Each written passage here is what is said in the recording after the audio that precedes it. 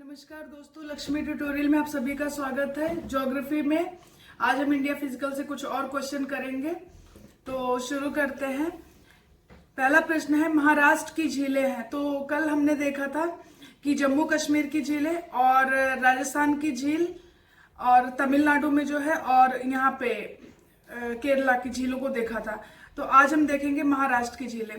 तो देखते हैं, लोनार, पोवई, बेलांदू, फतेह सागर।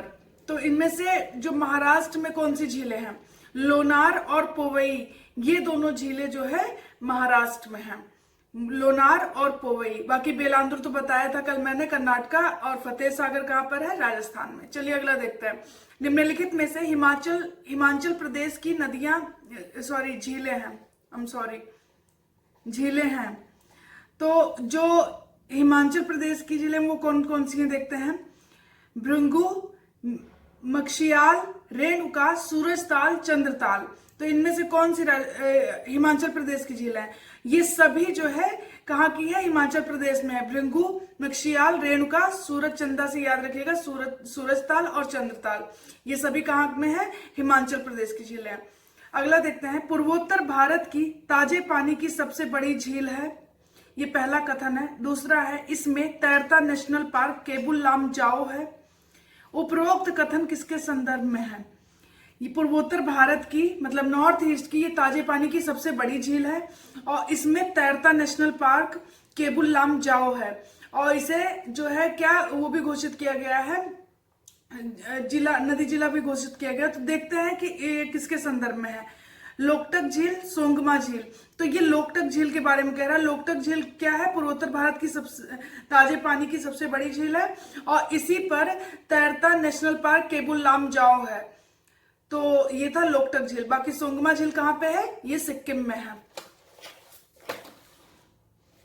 अगला है, भारत की सबसे बड़ी झील चिल्का उड़ीसा में स्थित है। भारत की जो सबसे बड़ी झील है कहाँ पर है? उड़ीसा में। और क्या है? चिल्का नाम है।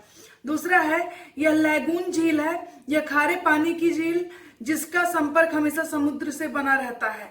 ये दोनों कथन है और ये दोनों ही कथन बिल्कुल सही है कि जो चिल्का झील है उसका संपर्क हमेशा समुद्र से बना रहता है। ये लैगून झील है और ये खारे पानी की झील है और ये भारत की सबसे बड़ी झील है। उड़ीसा राज्य में स्थित है। चिल्का नाम है इसका।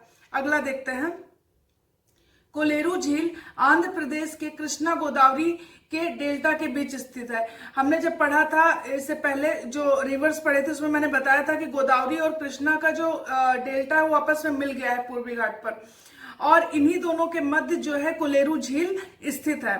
तो ये था कोलेरू झील के बारे में। दूसरा कथन है, पुलिकट झील आंध्र प्रदेश और तमिलनाडु की सीमा पर है। और जो पुलिकट झील है वो आंध्र प्रदेश और तमिलनाडु की सीमा पर है। कोलेरू झील किसके मध्य है? कृष्णा और गोदावरी। कृष्णा और गोदावरी दोनों के बीच डेल्टा जो है उसके बीच स्थित है। कृष्णा महाबलेश्वर से निकलती है, गोदावरी त्र्यंबक से निकलती है, नासिक। तो ये याद रखिएगा कहाँ से इनका उद्गम होता है। और दोनों के बीच स्थित है कोलेरू झील। पुलिकट झील आंध्रा और तमिलनाडु की सीमा पर है और ये दोनों ही कथन बिल्कुल सही हैं। अगला है, निम्नलिखित में से सत्य कथन का चयन करें। कोडाईकनाल और कालीवेली। कोडाईकनाल और कालीवेली ये दोनों झीलें कहाँ की हैं? तो ये दोनों झीलें हैं तमिलनाडु में स्थित है। तमिलनाडु में स्थित है। ये दोनों ही तमिलनाडु की झीलें हैं और कोडाईकनाल और कालीवेली। अगला प्रश्न देखते हैं। एक बार हम इसका मैप देख लेते हैं।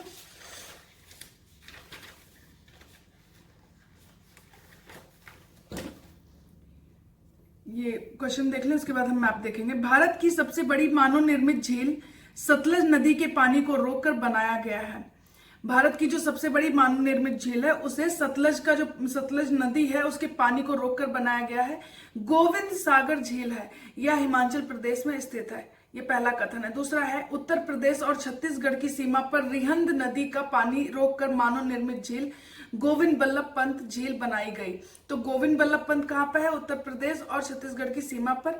यह रिहंद नदी का पानी रोककर बनाया गया है और ये मानव निर्मित झील है। इसका नाम क्या है? गोविंद बल्लभ पंत झील। तीसरा है, रिहंद नदी सोन की सहायक नदी है।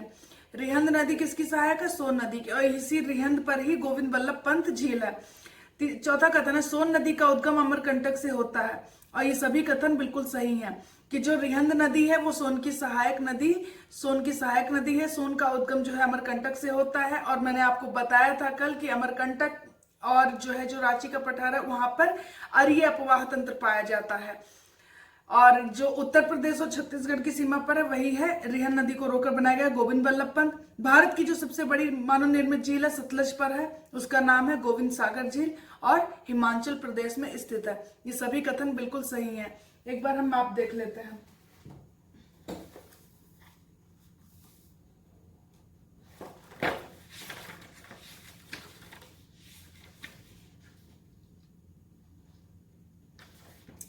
और जो महाराष्ट्र की जो झीलें हैं लोनार और पोवई, तो ये जो है क्या है, इनके बारे में जान लीजिए। ये ज्वालामुखी द्वारा निर्मित है और ये क्रेटर बनाती है। तो ये दोनों झीलें जो है ज्वालामुखी द्वारा निर्मित है। तो कल हमने देखा था जम्मू कश्मीर की झील, एक बार रिवाइज कर लेते हैं। वुलर, डल, गाडसर, अनंतनाग, वेरीनाग, शेषनाग, कौसरनाग, नागिन, पोंगोगदो, सिमोरेरी, गंगाबल, मानसबल, ये जो है जम्मू कश्मीर है। आज हमने क्या देखा, हिमाचल प्रदेश। तो हिमाचल प्रदेश में भृंगु, मच्छियाल, रेणुका, सूरजताल, चंद्रताल, ये कहां पर, हिमाचल प्रदेश।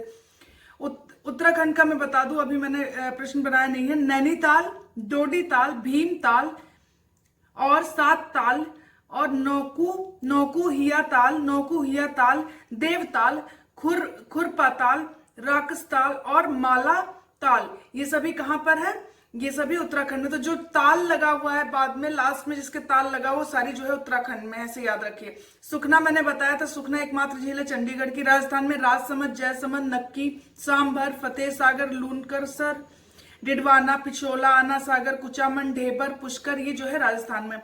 लोनार और पोवई महाराष्ट्र में। बेलांदुर कर्नाटका में। केरला में बेम्बानाड, अष्टमुडी, और इसी बेम्बानाड के बीचों बीच जो है वेलिंगटन द्वीप है जहां पर प्रतियोगिता होती है हर साल। अभी हमने देखा तमिलनाडु में कोडाइकनाल और कालीवेली, तमिलनाडु में कोडाइकनाल, कालीवेली, और तेलंगाना में कल मैंने तेलंगाना में पड़ता है हुसैन सागर, नागार्जुन सागर, कोलेरू और पुलिकट आंध्रा में। कोलेरू झील मैंने बताया अभी कि जो गोदावरी और कृष्णा का डेल्टा उसके मध्य स्थित है कोलेरू।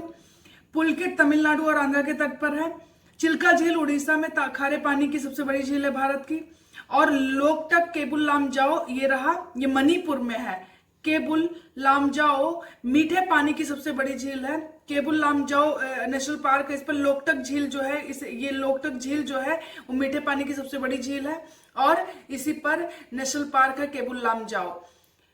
सिक्किम में सोंगमा, तो हमने ये भारत की प्रमुख झीलें देख ली। हरियाणा में सूरजकुंड है, याद रखना।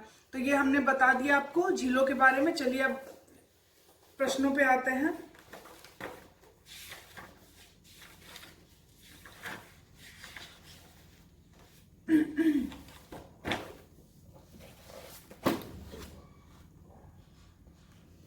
अब मैं स्टार्ट कर रही हूं भारतीय जलवायु। तो भारतीय जलवायु को एक बार समझना चाहिए हमें कि क्या है। तो जो पहले तो ये याद रखिए कि जो भारत है, भारत के उत्तरी सीमा पर हिमालय स्थित है और ग्लोब पर 23.5 डिग्री नॉर्थ से 23.5 डिग्री साउथ तक के क्षेत्र को क्या बोलते हैं, उष्ण कटिबंध बोलते हैं। तो ये याद रखिए।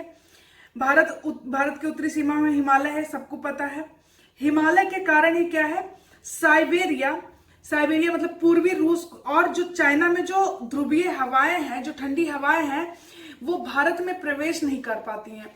इसीलिए यही कारण है कि भारत में वास्तविक शीत ऋतु नहीं पाई जाती है। क्या कारण है, क्योंकि जो हिमालय है उसी के कारण जो साइबेरिया यानी पूर्वी रशिया से और चाइना से जो ध्रुवीय हवाएं यानी ठंडी हवाएं जो चलती हैं वो भारत में प्रवेश नहीं कर पाती हैं। इसी कारण वास्तविक शीत ऋतु भारत में नहीं पाई जाती है। और कहा जाए तो हिमालय स्पष्ट रूप से एक जल विभाजक की भूमिका निभाता है। तो ये हमने देख लिया। और पहली एक चीज और याद रखिए कि हिमालय के उत्तर में शीतोष्ण जलवायु और हिमालय के दक्षिण में उष्ण कटिबंधीय जलवायु पाई जाती है।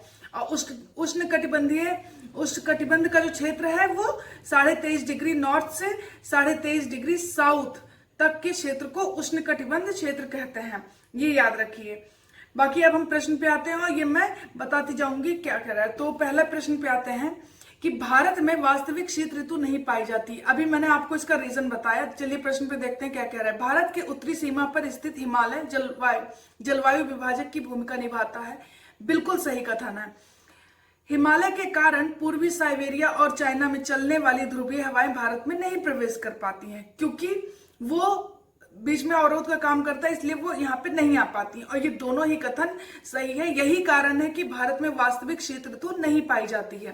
तो ये पहला कथन देखा। दूसरा देखते हैं, निम्नलिखित कथनों पर विचार करें और सत्य कथन का चयन करें। तो पहला है, भारत में कर्क रेखा जलवायु विभाजक की भूमिका निभाता है। ये पहला कथन है। दूसरा है, हिमालय के उत्तर में शीतोष्ण तथा दक्षिण में उष्ण कटिबंधीय जलवायु पाई जाती है। ग्लोब पर 23.5 डिग्री नॉर्थ से 23.5 डिग्री साउथ तक का क्षेत्र उष्ण कटिबंधीय क्षेत्र कहलाता है। तीसरा कथन है, उष्ण कटिबंधीय क्षेत्रों में सागर जल अत्यधिक गर्म होकर ऊपर उठने लगता है तथा यहाँ वर्षा वर्ष भर होती है। ये सभी कथन है। हमें इसमें से बताना है कि कौन सा कथन सत्य है। तो इसमें से जो कथन सत्य है वो दूसरा और तीसरा ही कथन सत्य है, पहला गलत है। क्यों? क्योंकि भारत में जो कर्क रेखा है, ट्रॉपिक ऑफ कैंसर है, वो जलवायु विभाजक की भूमिका नहीं निभाता है। और ये इसमें कह रहा है कि निभाता है, तो इसीलिए ये कथन गलत है। कर्क रेखा जलवायु विभाजक की भूमिका नहीं निभाता है। जो हिमालय है वो जलवायु विभाजक की भूमिका निभाता है, ना कि कर्क रेखा। तो ये पहला कथन गलत है। बाकी दूसरा और तीसरा बिल्कुल ठीक है कि हिमालय के उत्तर में शीतोष्ण और दक्षिण में उष्ण कटिबंधीय जलवायु पाई जाती है।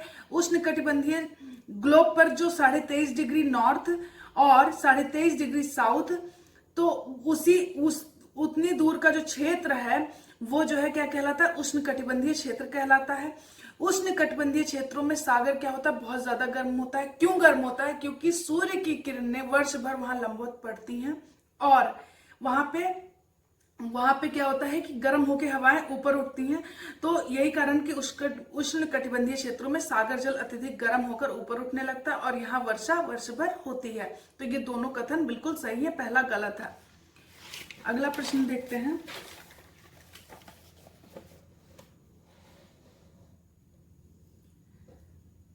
अगला है, निम्नलिखित कथनों पर विचार करें और सही उत्तर का चयन करें। पहला है, मौसम परिवर्तन के साथ हवाओं की दिशा में भी विपरीत परिवर्तन मॉनसून कहलाता है। ये कह रहा है कि जो मौसम में जो चेंजेस आते हैं उसके साथ साथ जो हवाएं होती हैं, उनकी जो दिशाएं होती हैं, वो जो चेंज होती है, विपरीत दिशा में परिवर्तन होता है, तो वही जो है मॉनसून कहलाता है। दूसरा है, भारत में 2 मॉनसूनी हवाएं, उत्तर पूर्वी मानसून और दूसरा दक्षिण पश्चिमी मानसून है।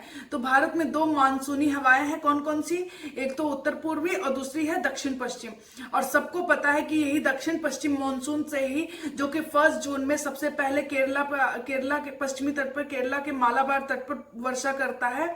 और जो है ये उत्तर पूर्वी जो मानसून है, इससे ठंडियों में कहां पे वर्षा होती है? कोरोमंडल पे वर्षा होती है। क्योंकि ग्रीष्म ऋतु में दक्षिण पश्चिम मानसून से उड़ीसा तट और तमिल का जो कोरोमंडल तट है, वहां पर वर्षा नहीं हो पाती है। तो भारत में 2 मानसूनी हवाएं, उत्तर पूर्वी मानसून और दक्षिण पश्चिमी मानसून है। जो हवाएं शीत ऋतु में उत्तर पूर्वी दिशा से बहकर आती हैं, उत्तर पूर्व मानसून कहते हैं और ये केवल ठंडी के दिनों में चलती हैं। तो उत्तर पूर्वी मानसून किसे कहते हैं? जो उत्तर पूर्व दिशा से, मतलब जिस दिशा से आती है उसी दिशा पे उसका नाम दिया गया है उत्तर पूर्वी मानसून, और ये केवल ठंडी के दिनों में चलती हैं। अगला कथन है, उत्तर पूर्वी मानसून हवाओं में कमी, उत्तर पूर्वी मानसूनी हवाओं में कमी इनके स्थल खंडों से नमी की कमी इनके स्थल खंडों से प्रवाहित होने के कारण होती है। तो जो उत्तर पूर्वी मानसूनी हवाएं होती हैं, इनमें नमी की कमी का सबसे बड़ा कारण ये है कि स्थल खंडों से प्रवाहित होती हैं। लेकिन जो इनकी शाखा होती है, जो बे के ऊपर से, बंगाल की खाड़ी के ऊपर से जाती है, तो उन्हें पर्याप्त नमी मिल जाती है और जो कि आगे कोरोमंडल तट पर वर्षा करती हैं। तो उत्तर पूर्वी मानसून हवाओं में नमी की कमी इनके स्थल खंडों से प्रभावित होने के कारण होती है। बिल्कुल सही है। चौथा कथन है, उत्तर पूर्वी मानसून हवाओं से अधिकांश भारत में वर्षा नहीं होती है। बिल्कुल सही बात है। लेकिन कोरोमंडल पर ठंडी के दिनों में वर्षा होती है। और ये सभी कथन बिल्कुल सही हैं। बहुत इंपॉर्टेंट है, याद रखिएगा। भारत में 2 मानसूनी हवाएं हैं, दक्षिण पश्चिम, उत्तर पूर्वी।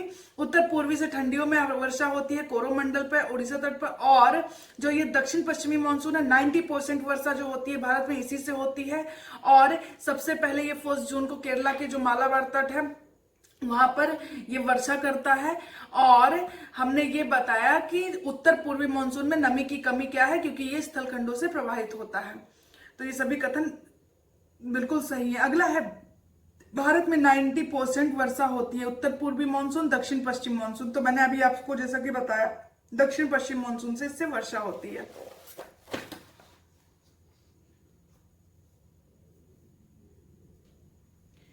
अगला है, निम्नलिखित में से असत्य कथन का चयन करें। हमें इसमें से इनकरेक्ट बताना है कौन सा है। पहला है, दक्षिण पश्चिम मानसून सबसे पहले जून पश्चिमी घाट, जून में मतलब जून में आता है, सबसे पहले पश्चिमी घाट से टकराकर केरल के मालाबार तट पर वर्षा करता है। बिल्कुल सही कथन है पहला। दूसरा देखते हैं, कोरोमंडल और आंध्र तट, उड़ीसा तट पर ग्रीष्म ऋतु में वर्षा दक्षिण पश्चिम मानसून से होती है। ये दूसरा कथन गलत है, क्योंकि मैंने आपको बताया कि कोरोमंडल तट और आंध्र प्रदेश और उड़ीसा तट, ये जो है गर्मियों में जो दक्षिण पश्चिम मानसून से वर्षा होती है, उससे यहाँ पे वर्षा नहीं हो पाती। यहाँ पे वर्षा होती है उत्तर पूर्वी मानसून जो कि शीत ऋतु में चलती है, तो उससे यहाँ पे वर्षा होती है। तो ये दूसरा वाला कथन ही गलत है। अगला है, शीत ऋतु में वर्षा होती है, किससे होती है देखते हैं। पश्चिमी विक्षोभ, उत्तर पूर्वी मानसून, दक्षिण पूर्वी मानसून, केवल 1-2, उपरोक्त सभी। तो पश्चिमी विक्षोभ और उत्तर पूर्वी मानसून, इन्हीं दोनों से ही शीत ऋतु में वर्षा होती है। ग्रीष्म ऋतु में वर्षा दक्षिण पूर्वी मानसून ये गलत है, इससे नहीं होती और ये कुछ है ही नहीं। तो इसमें से उत्तर क्या होगा, शीत ऋतु में वर्षा जो होती है पश्चिमी विक्षोभ और उत्तर पूर्वी मानसून, इन दोनों से ठंडियों में वर्षा होती है। अगला प्रश्न है, निम्नलिखित कथनों पर विचार करें। यह एक शीतोष्ण चक्रवात जिसकी उत्पत्ति यूरोप में भूमध्य सागर के ऊपर होती है। ये पहला कथन है कि ये एक शीतोष्ण चक्रवात है और इसकी उत्पत्ति कहाँ होती है, यूरोप में, यानी भारत के पश्चिम में यूरोप में भूमध्य सागर के ऊपर इसकी उत्पत्ति होती है। ये पहला कथन है। दूसरा है, इससे भारत के पश्चिमोत्तर भारत में वर्षा होती है तथा पहाड़ी राज्यों में जम्मू कश्मीर, हिमाचल और उत्तराखंड में हिमपात के रूप में होती है। पश्चिमोत्तर भारत में वर्षा होती है और जो पहाड़ी क्षेत्र हैं, जो पहाड़ी राज्य हैं जैसे जम्मू कश्मीर, हिमाचल और उत्तराखंड, वहां पर हिमपात के रूप में वहां पे वर्षा होती है। ये कथन है।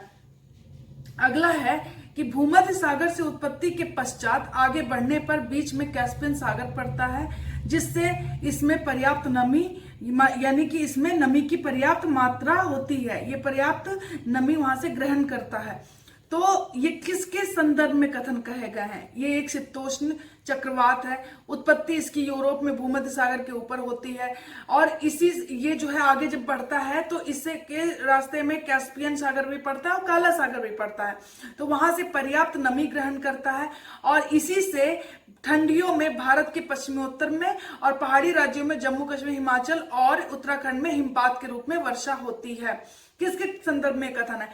पश्चिमी विक्षोभ, दक्षिण पश्चिम मानसून। तो दक्षिण पश्चिम मानसून तो मैंने आपको बता दिया, ग्रीष्म ऋतु में 1 जून को सबसे पहले मालाबार पर होता है। ये ठंडियों की बात कर रहा है और शीतोष्ण की बात कर रहा है, तो ये पश्चिमी विक्षोभ के बारे में बात कर रहा है। थोड़ा सा मैं बताना चाहूंगी कि ये जो पश्चिमी विक्षोभ है इसका क्या है कि ये एक शीतोष्ण चक्रवात है। इसकी उत्पत्ति भारत के पश्चिम में जो यूरोप है वहां पर भूमध्य सागर के ऊपर होती है। भूमध्य सागर के ऊपर जब ये जन्म लेता है उसके बाद क्या होता है कि ये पूर्व की ओर चलता है, और पूर्व की ओर चलते चलते यह भारत में प्रवेश करता है और भारत में इसे पश्चिमी विक्षोभ नाम देते हैं। और ये यहाँ पे जब भारत में प्रवेश करता है तो उसके बाद पश्चिम उत्तर भारत में वर्षा करता है और पश्चिमी विक्षोभ से जो वर्षा होती है पहाड़ी राज्यों में, मैंने बताया हिमपातों के रूप में कहाँ जम्मू कश्मीर, हिमाचल, उत्तराखंड, और पश्चिमी विक्षोभ से पंजाब, हरियाणा और दिल्ली, इन 3 यहाँ पर जल बूंदों के रूप में होती है। भूमध्य सागर में जब इसकी उत्पत्ति होती है तो उसके बाद जब ये आगे बढ़ता है तो बीच में कैस्पियन सागर पड़ता है और यहाँ से ये पर्याप्त नमी लेता है, जो कि मैंने आपको बता दिया। तो ये था किसके, पश्चिमी विक्षोभ के बारे में, इंपॉर्टेंट है, जानना चाहिए आपको। तो ये हो गया पश्चिमी विक्षोभ। चलिए अगला देखते हैं। ठंडियों में वर्षा पश्चिमी विक्षोभ उत्तर पूर्वी मानसून से होती है भारत में।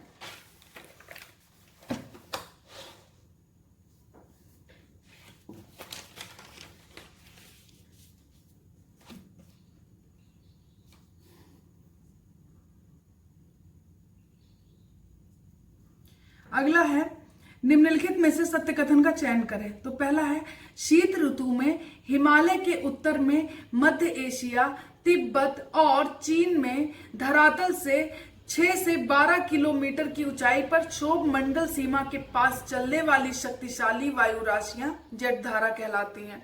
ये कह रहा है कि ठंडियों में, शीत ऋतुओं में जो हिमालय के उत्तर में जो मध्य एशिया है, तिब्बत है, चाइना है, वहां के जो धरातल है, वहां से 6 से 12 किलोमीटर की ऊंचाई पर क्षोभ मंडल की सीमा के पास चलने वाली जो वायु राशियां हैं वो बहुत शक्तिशाली है। उनको नाम क्या दिया गया है, जठधारा कहलाती हैं। दूसरा है, जठधारा की दिशा पश्चिम से पूरब होती है, इसीलिए इसका नाम पछुआ जठधारा है। तो ये दोनों कथन है, हमें बताना है कौन सा कथन सही है। दोनों ही कथन बिल्कुल सही है, इंपॉर्टेंट है, याद रखिएगा कि ठंडियों में हिमालय के उत्तर में, मध्य एशिया, तिब्बत, चाइना से धरातल से 6 से 12 किलोमीटर की ऊंचाई पर चलने वाली शक्तिशाली वायु राशियों को ही जठधारा कहते हैं। और ये जठधारा की जो दिशा होती है पश्चिम से पूर्व होती है, ध्यान रखिएगा, इसीलिए इसका नाम पछुआ जठधारा है। दूसरा है कि अगला प्रश्न है, शीत ऋतु में सूर्य के दक्षिणायन होने के साथ ये धाराएं भी दक्षिण की ओर खिसक जाती हैं और हिमालय इसके मार्ग में आ जाता है। यही कारण है कि ये 2 शाखाओं में बढ़ जाती हैं। ठंडियों में होता क्या है कि सूर्य जो है दक्षिणायन होता है और गर्मियों में क्या होता है, उत्तरायण होता है। तो इससे होता क्या है कि ये जो जठधाराएं हैं, कौन जठधाराएं, ये जो पछुआ जठधारा, ये क्या करती है कि ये जब सूर्य जो है दक्षिणायन होता है ठंडियों में, सर्दियों में, तो ये उसी के साथ ही दक्षिण की ओर खिसक जाती हैं। और होता क्या, जब ये दक्षिण की ओर खिसकती है तो हिमालय अवरोध का काम करता है। तो इसीलिए जब इनके मार्ग में हिमालय आता है तो ये 2 शाखाओं में बट जाती हैं। ये बिल्कुल सही है। दूसरा कथन है, हिमालय के दक्षिण में दक्षिणी शाखा, हिमालय के, जैसे हिमालय है तो हिमालय के जब ये 2 शाखाओं में बढ़ती है तो हिमालय के नीचे आएगा तो वो दक्षिण में ही पड़ेगा हिमालय के। तो हिमालय के दक्षिण में दक्षिणी शाखा उत्तर भारत के मैदान में पश्चिम से पूरब प्रवाहित होती है। तो वो जो पहली शाखा होगी 2 शाखाओं में बढ़ती है। और ये जठधाराएं क्या होती है कि जो हिमालय के दक्षिण में प्रवेश करती है, तो हिमालय के दक्षिण में जो दक्षिणी शाखा है उत्तर भारत के मैदान में, इनकी जो दिशा होती है पश्चिम से पूरब होती है। और ये ही भारत में पश्चिमी विक्षोभ, जो कि एक शीत चक्रवात है, उसको अपने साथ बहाकर लेकर आती हैं। ये भी ध्यान रखिएगा कि ये जठधारा है, यही क्या करती हैं, जो यूरोप में भूमध्य सागर के ऊपर जो पश्चिमी विक्षोभ की उत्पत्ति होती है, उसको यही अपने साथ बहाकर भारत में लाती हैं। तो ये था दूसरा कथन। तीसरा है, शीत ऋतु में भारत में न केवल पश्चिमी विक्षोभ बल्कि उत्तर पूर्वी मानसून से भी वर्षा होती है। बिल्कुल होती है। मैंने आपको बताया कि भारत में शीत ऋतु में वर्षा दो से होती है, एक तो पश्चिमी विक्षोभ से और दूसरा उत्तर पूर्वी मानसून से। तो उत्तर पूर्वी मानसून से मैंने आपको बताया था, कोरोमंडल तट जो है, उड़ीसा तट जो है, वहां पर इससे वर्षा होती है। जहां पश्चिमी विक्षोभ से उत्तर भारत के पहाड़ी और मैदानी भागों में वर्षा होती है, वहीं उत्तर पूर्वी मानसून से तमिलनाडु के कोरोमंडल तट पर वर्षा होती है। और ये सभी कथन बिल्कुल सही हैं। ध्यान रखिएगा, शीत ऋतु में सूर्य के दक्षिणायन होने के साथ पश्चिमी जठधारा क्या करती है, दक्षिण की ओर खिसक जाती है और हिमालय इसके बीच में अवरोध का काम करता है, इसीलिए 2 शाखाओं में बढ़ जाती हैं। हिमालय के दक्षिण में दक्षिणी शाखा उत्तर भारत के मैदान में पश्चिम से पूरब की ओर प्रवाहित होती है और ये अपने साथ जो पश्चिमी विक्षोभ है उसको अपने साथ बहाकर लाती है। शीत ऋतु में भारत में पश्चिमी विक्षोभ और उत्तर पूर्वी मानसून दोनों से वर्षा होता है। और मैंने आपको बता दिया, पश्चिमी विक्षोभ से उत्तर भारत के पहाड़ी और मैदानी भागों में और उत्तर पूर्वी मानसून से तमिलनाडु के कोरोमंडल तट पर वर्षा होती है। तो ये हमने देखा, बहुत ज्यादा इंपॉर्टेंट है। चलिए आगे बढ़ते हैं। अगला है, विषुवत रेखीय निम्न दाब को भरने के लिए दोनों गोलार्धों से हवाएं चल पड़ती हैं। विषुवत रेखीय निम्न दाब को भरने के लिए दोनों गोलार्धों से हवाएं चल पड़ती हैं। ये पहला कथन है।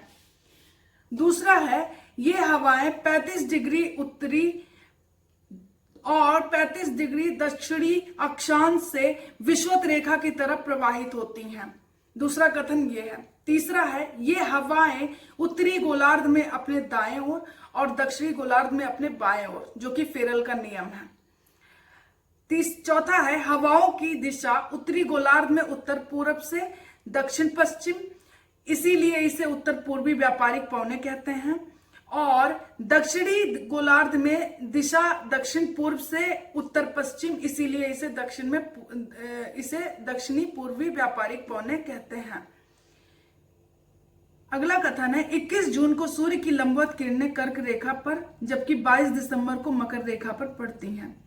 ये सभी कथन है और हमें बताना है कौन सा कथन सही है। ये सभी कथन बिल्कुल सही है। तो मैं थोड़ा सा आपको बताना चाहूंगी कि विषुवत रेखा जो है वहां पर क्या है कि जो सूर्य की किरणें हैं वो लंबवत पड़ती हैं। तो सूर्य की जब किरणें, एक मिनट में आपको बताती हूँ।